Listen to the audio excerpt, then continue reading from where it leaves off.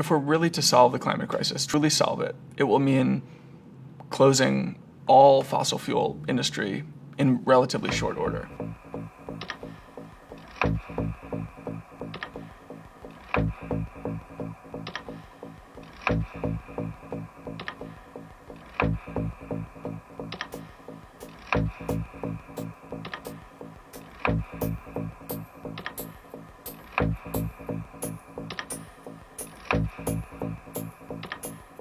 I don't think that there's really a future for a company like Exxon or a company like Shell if we're going to live responsibly when it comes to climate.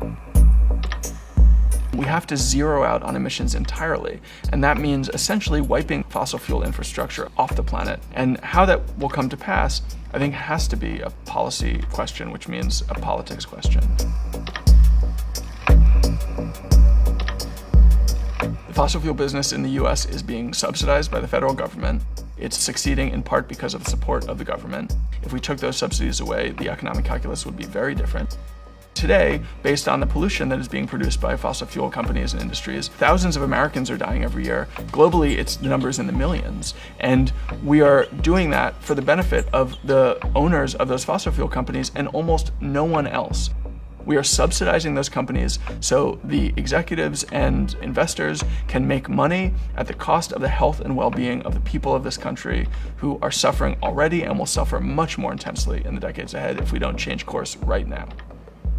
Globally, we are subsidizing the fossil fuel business to the tune of $5.3 trillion a year. Most of those subsidies have to do with the fact that the price does not yet adequately reflect the environmental cost of these fuels.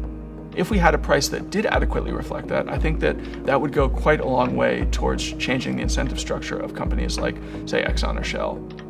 I think some of them are sort of advocating imposing a carbon tax as a kind of trade-off in a bargain in which they would receive immunity from future liability lawsuits. And I think that reflects a kind of cold-eyed calculation of what they think is coming for them politically in the decades ahead, as we understand just how damaging their product has been to the public health of the planet over the last few decades and will be even more so in the decades ahead.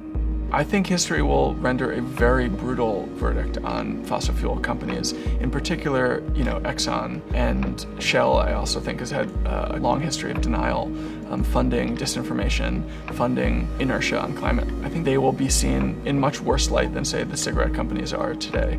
Their behavior in the marketplace, their behavior in searching out new reserves to use in the future is, practically speaking, suicidal, and I don't just mean that for them as companies, I mean that for us as a planet and as a species. On the other hand, I also think that we vilify particular entities, even those who are genuinely villainous, in part as a way to alleviate our own sense of responsibility and guilt, because I benefit from the fossil fuel economy. Everyone alive today on the planet, to some degree, benefits from that fossil economy, and it's up to us to make a change to that system. It's not just a matter of Rex Tillerson's villainy.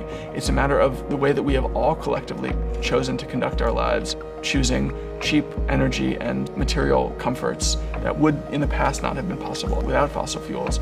We're sort of voting that way ourselves every day, and as much as we would like to believe otherwise, most of us are voting to continue the system that we have today rather than dramatically changing it as we need to. We need to have a way to avoid drilling and producing those fossil fuels. We need to stop building new infrastructure, which we're doing every day. We basically need to cut this entire industry off at the root if we have any hope of securing a future for ourselves that is livable.